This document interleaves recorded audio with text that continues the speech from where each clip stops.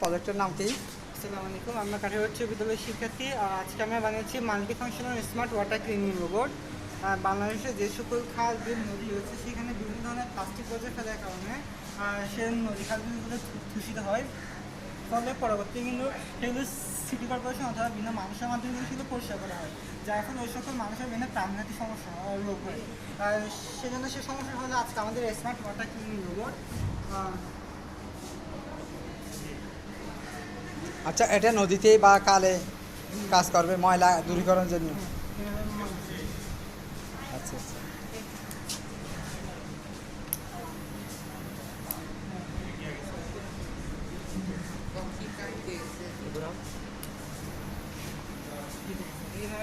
ময়লাগুলো তুলে এখানে স্টোর করা হয়। যদি ময়লাগুলো যখন ফুলফিল হয়ে যাবে তখন আমরা সেগুলোকে তার আগে ময়লাগুলো কোথায় করবে? এখানে স্টক আছে। আচ্ছা। যখনই ময়লাগুলো ফুলফিল হয়ে যাবে তখন আমরা সেটাকে আগের অবস্থানে নিয়ে গিয়ে সে ময়লাগুলোকে রিসাইকেল করবো। এটা ওই পানিতে কীভাবে কাজ করবে? এটাকে বাসমান না পানি ভেতরে ঢুকে যাবে? বাসমান। তো এগুলো ময়লাগুলো কীভাবে তুলবে বাসমান হলে? তাহলে বাসমান ময়লা তুলবে যে?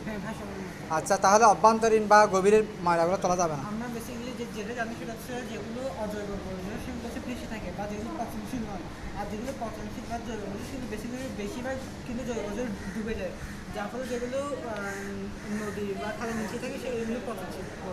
মানে যেগুলো পচনশীল নয়, যেগুলো বেশি থাকে, অর্থাৎ যেগুলো প্লাস্টিক পণ্য, সেগুলোকে রিসাইকেলিং করা হয়। আচ্ছা, বুঝতে চান সব। পরে আমাদের এখানে বর্জ্যগুলো জমে থাকতে থাকতে সেখানকার পরিবেশগুলো দূষিত হয়ে যায়, যার ফলে আমাদের এয়ার পিউরিফায়ারের মাধ্যমে আমরা সেই দূষিত বাতাসগুলোকে কিন্তু এদিকে ফ্রেশ এয়ার করে রিলিজ করতে পারবো। তার মানে আমাদের ময়লা পরিষ্কার এবং বাতাস আমরা ফিল্টার করে দিব।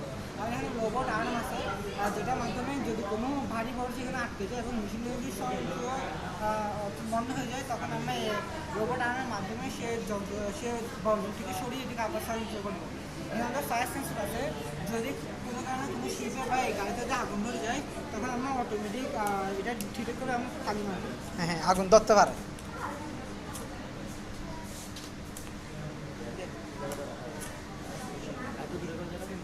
অটোমেটিক পানি মারবে যদি কোথাও আগুন ধরে। এখানে আমরা বাজার ইউজ করছি, যদি কোনো কারণে এটা তীরের দিকে চলে আসে, তীরে যদি আটকে যেতে চায় এটা অটোমেটিক সিগন্যাল দিবে এবং সেটা বন্ধ হয়ে যাবে। আর আমাদের এটা রিমোট কন্ট্রোল। এই ছিল আজকে আমাদের মাল্টি ফাংশনাল স্মার্ট ওয়াটার। ধন্যবাদ, সুন্দর হয়েছে, থ্যাংক ইউ।